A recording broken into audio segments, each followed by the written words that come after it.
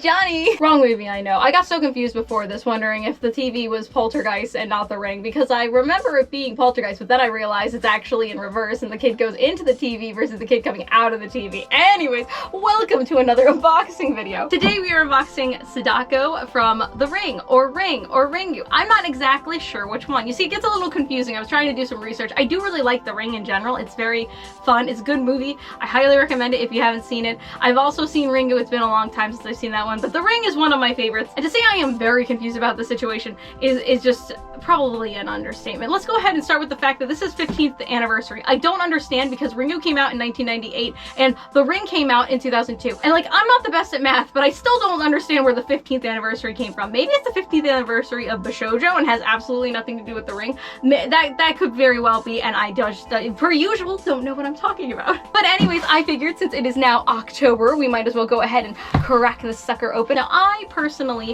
have had a BISHOUJO figure in the past. It was actually Sniper Wolf from Metal Gear, if you guys are curious. And I bought it thinking it would look really cool and ended up hating the BISHOUJO style. Now that might leave you wondering why I would even go ahead and buy something like this. But the reason is that she actually comes with a faceplate where you can hide her face, because that was my biggest issue with the other one. I just don't like the BISHOUJO style faces. So if I'm a little harsh during this review on that, that is why. Before we do this though, I want to show off that I got this little pin at a farmer's fair around where I live. I think it's really cute and I had to when I saw it. I was not expecting to find anything kind of cool there, but I did find something pretty cool and I wanted to share it up. I wanted to show you all. But enough of that. On to the figure itself.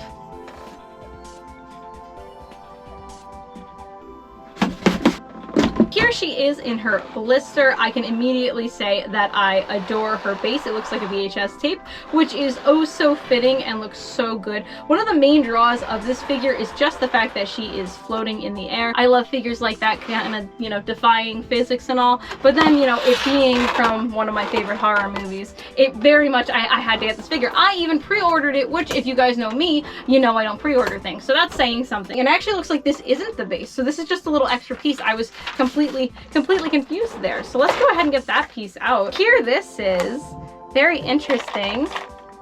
I love this. And it says includes interchangeable face parts and 2 additional rolls of replacement film parts. Okay. And that's where these are. So that's kind of neat. It's like all part of the design. I really appreciate this package design, honestly. The fact that it looks like the VHS tape like this, but then these are actually things you can use.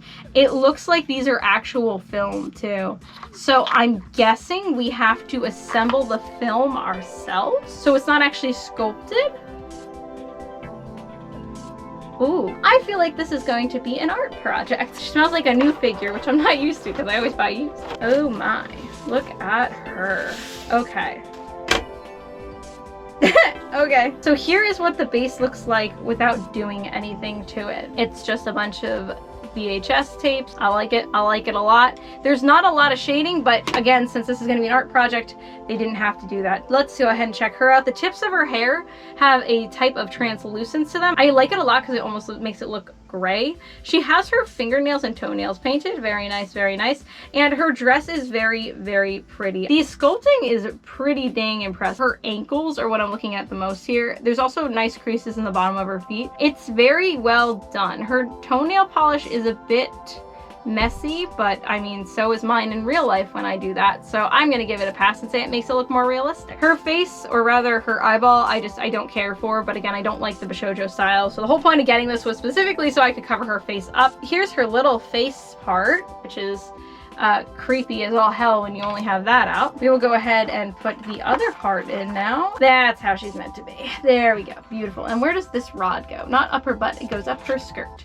There we go. I love it. I love when figures have a metal rod, and she is no exception. It means that she's going to be safe where she is and I don't have to worry about her. I also feel like in general, the composition of this figure is just very well balanced. Like, it's not going to tilt one way or the other because she is very balanced between her hair and then her legs. Again, this figure looks very gravity defying, but I actually think it's probably one of the more stable figures I have. The illusion is so beautiful. There's no harsh shading. Everything is very muted and I really like it and feel like it adds to the character and the figure itself. So let's go ahead now and see how we do this base, because I am very curious. Pull the desired amount of film out of the lower part of the base. So we open this. Oh, look at it.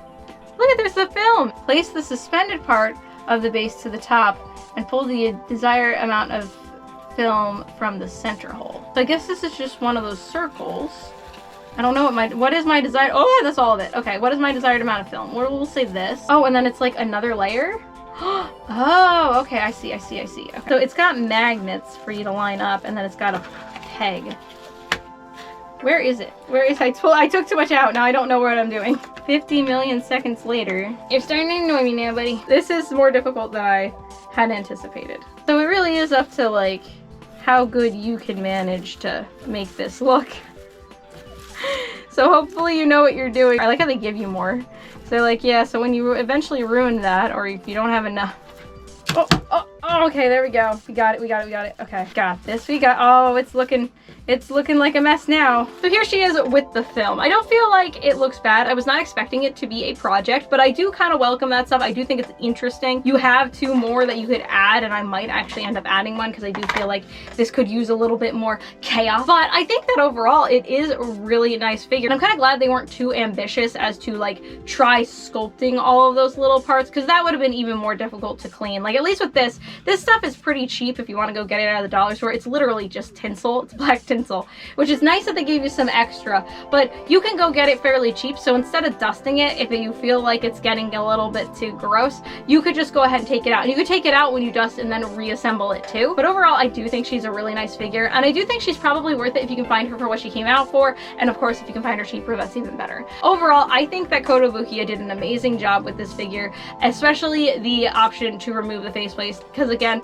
honestly, if she had the other faceplate, I probably wouldn't have bought her. But the fact that I could remove it and just have it look like this, perfect, 100%. Anyways, that is all I have for you today. I hope you enjoyed this video. I hope you are enjoying this very spooky season we are in. I am a figure collector who collects whatever I want. I also do stream twice a week. Because it is the spooky season, we are going to be playing some horror games some more this month, which I'm very excited about. So if you are into like horror or darker things, you might want to go ahead and catch a live and see if it's something you enjoy. If you did enjoy this video, or you just enjoy my company, please go ahead, like and subscribe. It helps me out in the algorithm, helps out the channel. I hope to see you all again real soon. I hope you all have a fantastic spooky season, and I will see you all real soon.